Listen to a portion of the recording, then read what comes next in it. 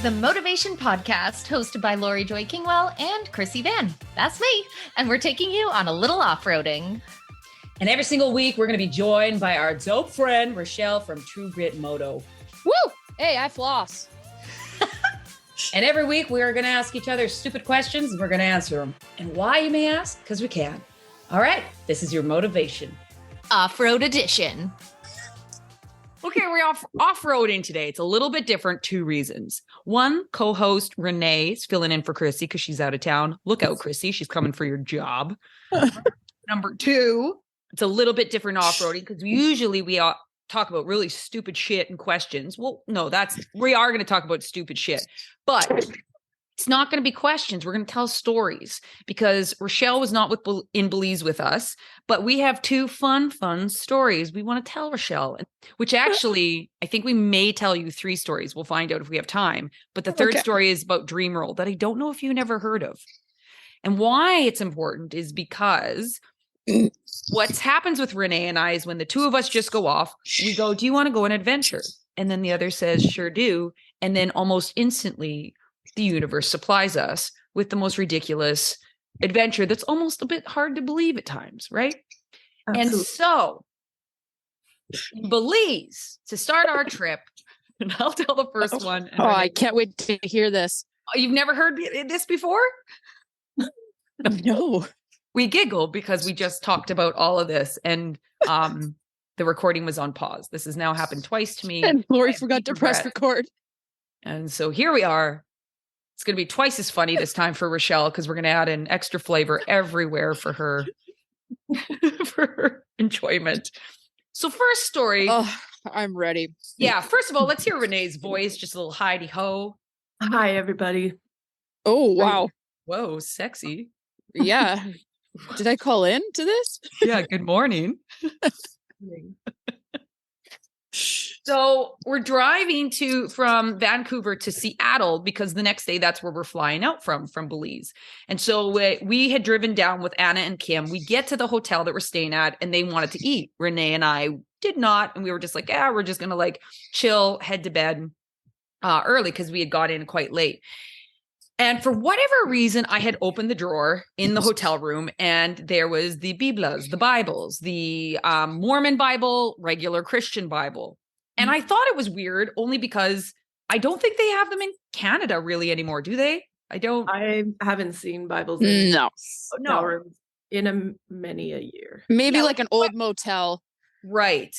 Yeah. And you get a lot of extras in those ones as well. So a lot of things you didn't bargain for. A lot of things.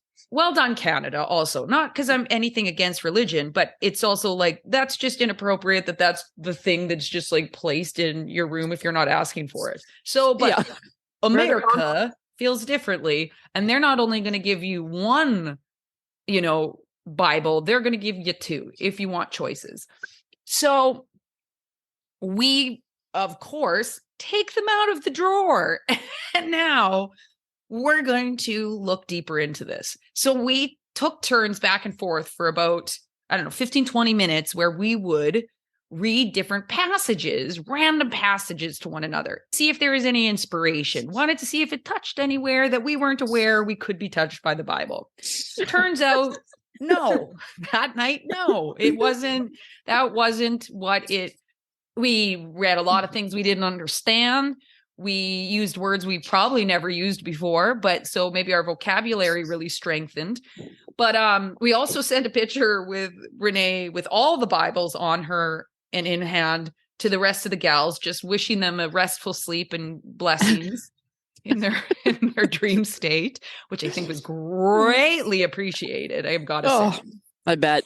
So the next morning, we are still kind of making these Bible references to one another because it brought us joy to keep mentioning this aspect.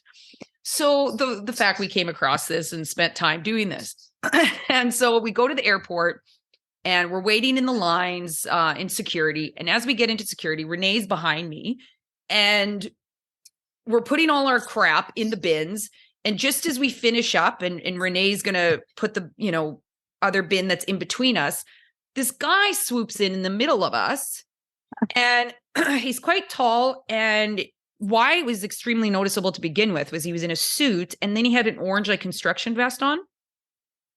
And Renee and I happened to like be done or her putting her suitcase in. So we look kind of towards each other and see this dude.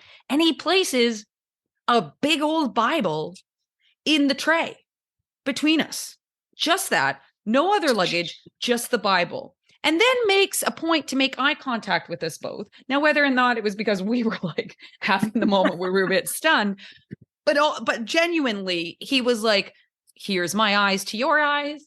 Here's my eyes to your eyes. And it's like that part where you're trying to register, like, is this happening? Is this happening? And then we walk through the security thing. I'm ahead of this dude. I am normally I'm in. Normally weird people, weird situations, stuff that perks my curiosity. I'm asking questions. You're my new best friend. We are going to bond in this moment.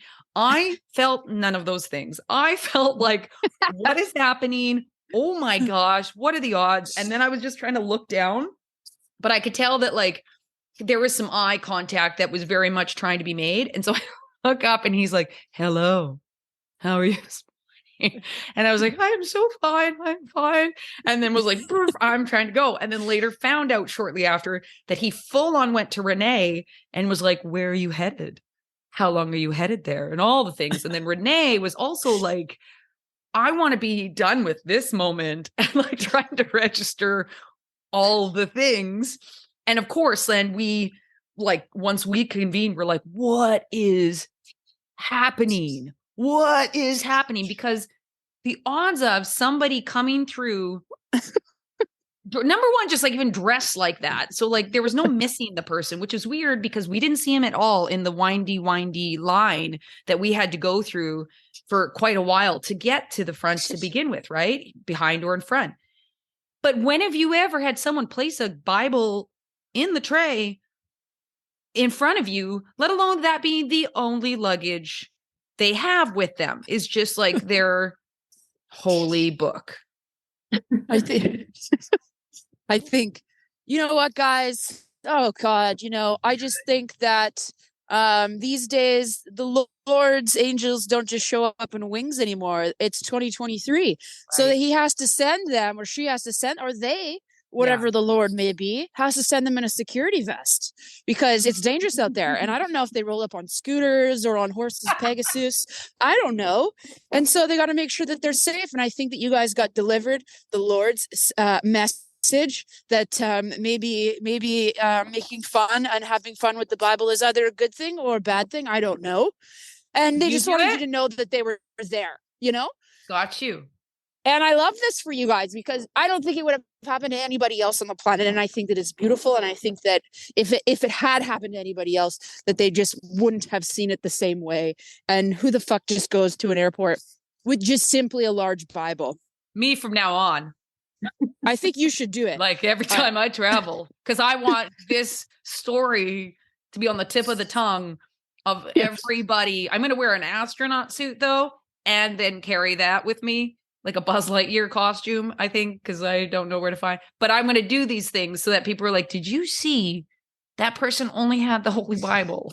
We should Reddit this. We should look this up on Reddit. Maybe this guy is hired by the airport to just keep everybody in line, just to calm them down. Like, hi.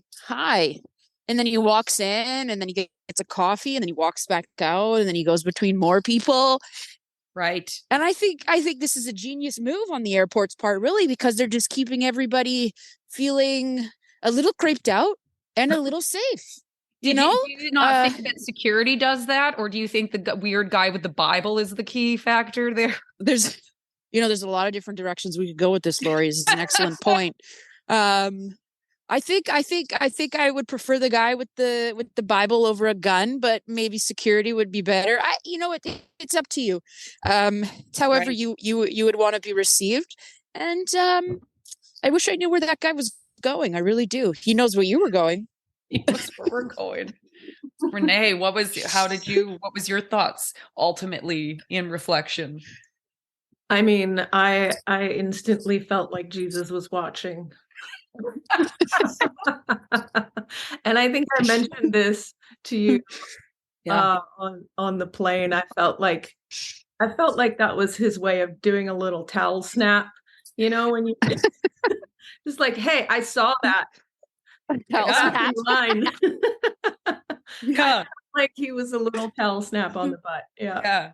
They were That's like, such a good you way of think I putting it." fuck around? This is how much I don't fuck around. I'm gonna send Jonah. He's coming for you. What did this guy look like? Yeah, he looked like a Jonah, all right. Yeah, he looked like a Jonah. Oh man, Very tall glasses, like thick glasses. And just very, very like a little There Will Be Blood kind of vibe, hey? Unorthodox. Yeah. You know, maybe I will make a painting of him while I am healing my broken finger. That would be epic. That's such a genius. And then we can post it up and then we can see what this guy looks like. Yeah, like wanted. Like a wanted poster. Just so we can invite him out. Like, what do you want him for? To talk to him further now that the fear has, dissipated? Subsided. Now that we're back in Canada. Yeah, exactly. I think so. My reflective state on it was, you are going to pull in the thing you are focusing on. And I think energetically, that guy was always going somewhere in a weird way with his Bible. But we were probably one of the few people that had been focusing so wholeheartedly on the Bibles for the last 12 hours that vibrationally that guy was like, they're my people. They're my people. And we were like, we do. We have love and enjoy humans. Are we going to spend time reading the Bible with you? Probably not past today. No, but energetically in that moment, we were his people. Again. Yeah. So I look at it as like, because there was just a general strangeness about him, or I shouldn't say strange, a different vibe about him and all the things, but I will go with he's a little unfamiliar, He was unfamiliar to the world that I know, for sure. Yes. Utah, not so much. And you entered into it by reading his guidebook the day prior. Yeah. Yeah. That's how. So, all right. So now here's our story number 2. Story number 2. I just want to add to the first story that, please, for the entire week in Belize, I was anticipating going back through Seattle Airport and seeing that guy again. And I was like, oh God, if that happens, I will believe. Conversion? Immediate? Yeah. Immediate. Absolutely. Okay, I got a follow-up question. Yeah. If you are ever to see him again in your lifetime. That's a good one. That I'm going to paint. Say it again. Not as in the painting I'm going to paint. No, as in you run into this person again at some point in your life. Wreck Beach. It's Wreck Beach. Nude Beach. Is it conversion and belief on the table?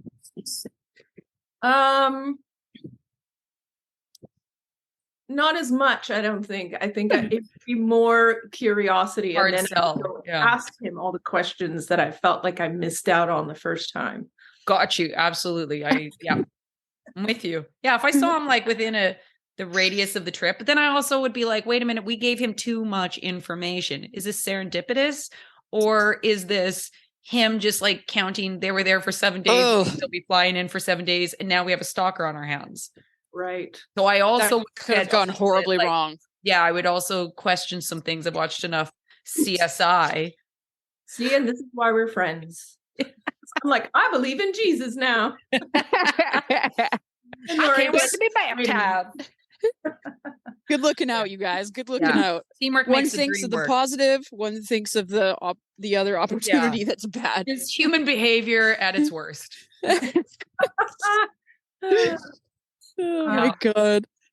Okay, so second story. All right, let's hit it. Okay, so now we're actually in Belize. We're in a small little town named Hopkins. And this was about the third day that we were in town. We got back from a ride, and Laurie looks at me and says, "Do you want to go on an adventure?" And obviously I said, "Absolutely." So we're walking down this little small little paved road to, what were we doing? Getting groceries? I don't know. Getting some snacks. We were like, we'll go get snacks and we'll see where the wind takes us. Right. And as we're walking, we realize this beautiful sunset happening, and the clouds were turning pink and purple, and it was gorgeous. And there was this big open field where some of the locals were playing basketball, and everything was just so beautiful. And so there's these two city girls in a small town, and there was this very majestic dog almost sitting like the gatekeeper to the basketball field. I don't know if you remember that. Yeah, no, for sure. And then there's these horses in the distance. And so we're just drawn to this, like it's like not a question, we're going there. And Laurie specifically was very interested in this majestic white horse that wanted nothing to do with her. And I tried to take a photo of them, and he just had his butt turned to her the whole time. And every time she'd go around, he's like, nope, nope, nope. And I'm like, don't get too close. He's going to kick your head off. Oh, Laurie. I'm not a quitter. I'm not a quitter. And then we realize just a little bit further, there's two more horses, a mom and a tiny little colt, and he looks brand new. Oh. So, as Laurie, what color was he? He was a brunette. He was a brunette. I love that. I don't know what you call those. You know, I'm sure they have very specific names. No, but I just would have said like, well, he's brown. Yeah. I loved how you were like, it's a brunette. I was like, yeah, I like that. I like He's that a brunette. Right. So while Laurie was trying to befriend the white horse that wanted nothing to do with her, one of the locals in the stands started talking to Laurie, saying, "Oh, this horse, her name's Princess." And what happened then? So they're like telling me the horse's name, and because I'm thinking, well, maybe that will help this bond that I'm trying to fuse between me and the horse. It did not. And I even said out loud, like, yeah, this horse doesn't want anything to do with me. But I said, so then what is the name of the pony behind us, this pony? And the guy said, doesn't have a name yet. Right. So he looks at Laurie and he's like, well, why don't you name the horse? And I could see Laurie's head explode with with joy, and also the pressure of naming a horse. So keep in mind, this is just the most beautiful setting. Like, we're having this wonderful magical experience, and then suddenly someone is like, now you get to name a pony. In Belize. It's a once in a lifetime chance. Do it right. Yeah, don't fuck this up. Yeah, don't fuck it up. Laurie's like, oh my God, this is so much pressure. And the guy goes, well, why don't you just name him after you? And Laurie's eyes just get big, and he's like, Renee Joy. The pony's name is Renee Joy. And the guy's like, okay. So I guess he was super into it, but then Laurie comes around and she's like, wait a minute, are you really gonna call him Renee Joy? And he's like, yeah, sure, why not? He was just having a regular Belizean night with their friends, and he just was like, who's this idiot behind me? That's probably all the things. So I'm having an extraordinary core memory taking place. So the best was like how casual he was to the extreme of emotion that was running through me and Renee at that moment. So that's what makes it the best too, is like, are you really going to? As I'm like You know, it's like I'm yelling up as Romeo to Juliet in the balconies of the stands. And he's like, yeah, sure. Like, I don't care. Like, you know, I didn't give a shit. We haven't named this pony yet. That's how little we care. And I'm The just next like, night, he's like, well, hi, ladies. What are you going to? And they're like, Frank Bev. Yes, we will name it Frank Bev. And then the next night. Yeah. Or the other. Yeah, exactly. That's just it. Every night he like tells the new tourists like they can name the pony. Like, Name the pony. And then everybody's at dinner and they're like, you'll never guess what happened today. yeah. But so we like the best was because we had, and there had been past experiences of Renee and I coming back to the crew, telling these wild stories that as we come back, you know, they had heard the Bible story and all the above. And they were like, geez, like, what is it about you two when you guys go away? And then now Renee and I walk upstairs right after doing, you know, we'd been gone literally like 15 minutes. And we were like, you will never guess what just happened. They're like, what are you talking about? You just left. Like, you just got back. And so as we like tell this story, once again, they're just looking at us like, what, in what world? Like, and I was saying earlier, and I'll say it again, thank God Renee is there during these times, because my type of personality gets questioned often as to the authenticity of a story. But also that comes with wild personalities like you and me, Richelle, because we're usually talking to random people and have these ridiculous scenarios go to, you know what I mean, go down. But if I have someone like Renee that's fully there, fully witnesses, fully experiences, and then they come forward to say, yeah, no, it's actually all true. Everyone's like, holy shit. I would love to just hear you say all these things as if Renee wasn't there, you know, like be like, okay, so I was in Belize and you'll never guess what happened today. They smile and nod. They smile and nod. Actually, I told a story not long ago.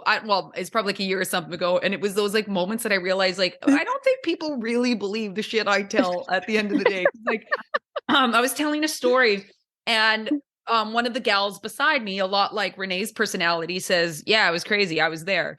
And then the person turns to him and goes, oh, it actually happened? And then I looked at them and was like, what do you mean? I'm telling you it happened. They're like, yeah, but. And I'm like, like, and then I'm like, well, I think people are just like, this is a fun story. Whether or not it's true is beside the point, but it is fun to hear it. And whereas I'm thinking like, they're just like, this is fun to hear. And it's crazy that it happened. But I'm like, yeah, I fully accepted that.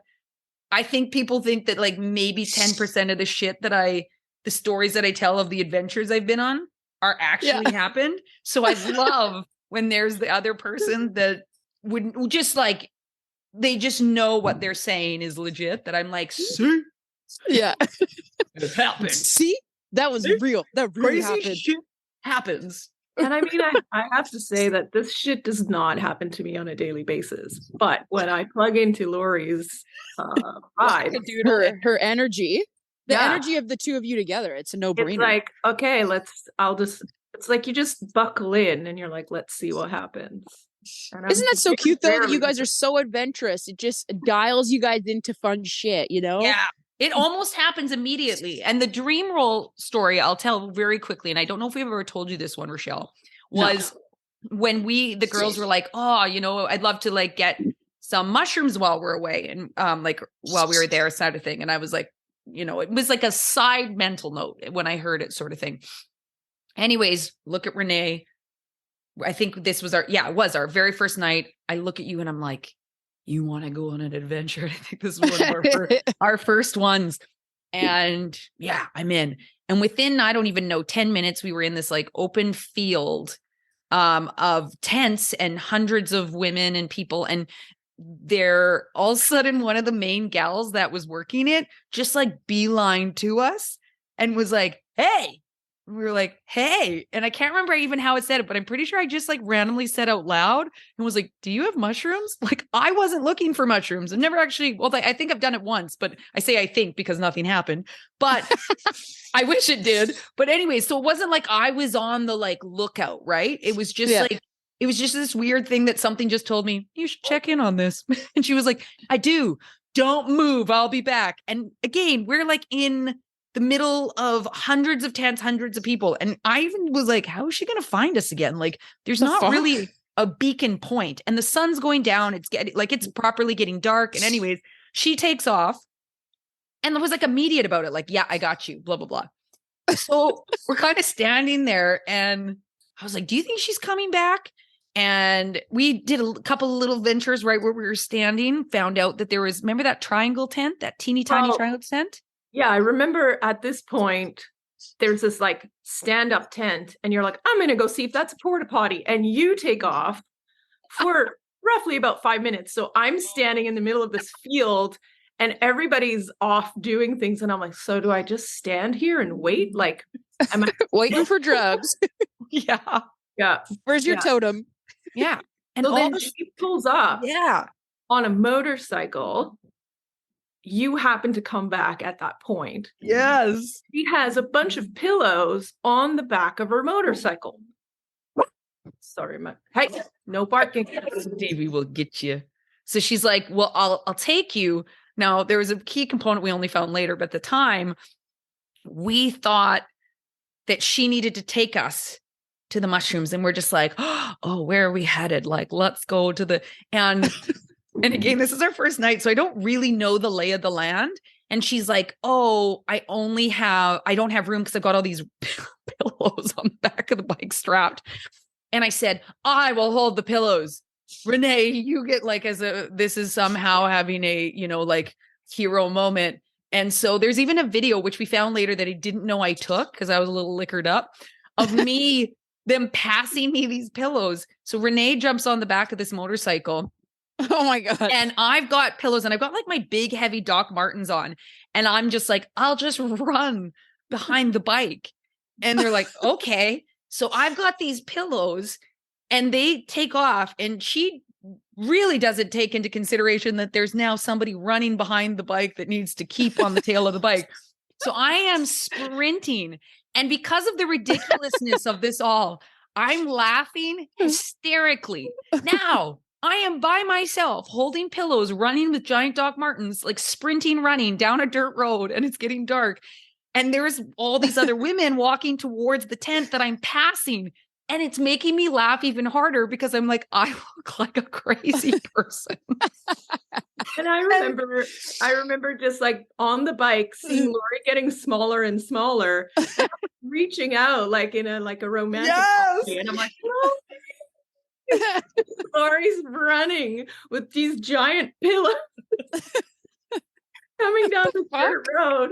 And then she just disappears because we go around the corner. Yeah, because they turn a corner. So I'm trying to make mental notes of the corner because I'm like, later on I realized like pretty easy to find your way. But at the time, I really was like, I don't really know where I am. And like, I don't know. And so come around the corner and they finally stop. And I barely breathe laughing. There's a lot of confusion as to what I find so funny as well to a certain extent, except for Renee. Renee's fully in. We get the mushrooms. We go straight to the cabin afterwards. All the girls are there. And I remember just like walking in and we're like, we got shrooms. And like the whole cabin erupting because we're just like, oh yeah, we got to find da-da-da. And tell this story. And they're just like, what happened? And the kicker was, it was only like a day and some later that we found out that the only reason she had to get Renee and I had to follow / get on the motorcycle was because we thought we had to break change. But I had money in my overalls the entire time. I just hadn't known that's what we were looking for. I thought we were going to go just grab it. And so like this whole thing could have been avoided to begin with, but thank God it hadn't. Thank God it happened. Thank God it happened. But it was like, I know describing it's like funny, but when you were actually in it, it was one of the most ridiculous, like, cause you're like, I am a 38-year-old woman sprinting with pillows in my arms, like behind a motorcycle to get mushrooms that I won't be ingesting. Like, and I was like, this is living the life. I love that. And it was Chelsea, I think, who was like, we really need to get mushrooms. And then we go off for 15 minutes and we come back. Yeah. Again, this is all within like a 15-minute window. Like this isn't, and it comes for us instantly. I'm like, you and I need to stick together. Cause like by myself, I get into so many adventures, but I tell you, ridiculous moments. But with Renee, it happens almost instantly when we're together. Like instantly. I love it. So it's a good cocktail. I love it. No, that was a good story. I love that one. I wish I could have seen that. Shit. Oh, Richelle, you would have been. But that's the thing. No one can, because if anyone's added to the duo, Doesn't work. Doesn't work the same way. So Doesn't it will work. always just be a story to everybody else. We'll probably be able to publish a book towards the end of our lives. Coffee table book. It's going to be titled, "Do you want to go on an adventure?" It should be a child's book. Just saying. Maybe. But for like A short story child's book. Got to be like cotton candy. Like we went to go find Cotton ice candy. cream. And ice cream. And then Oh, you guys kill me, man. So do you have any Mexico adventures that you're like, this was a bit strange, or like this was a bit wackadoodle? Well, I would love to, but I got to go to work. Boring. I know. We'll catch you on the flip side and do it again. Yeah, I love you guys. I love you guys. Love you guys. Later, Gators. See you Later, skaters. Ciao for now. You just went Ciao for off-roading now. with the Motovation Podcast, hosted by Laurie Joy Kingwell and myself, Krissy Vann. And of course, a special thank you to Richelle from True Get Moto. Whoop, boss it. Never miss an episode by hitting like or subscribe. Connect with us on Instagram at Motovation Podcast and visit our website at themotivation.com. And in the meantime, full tanks, full throttle.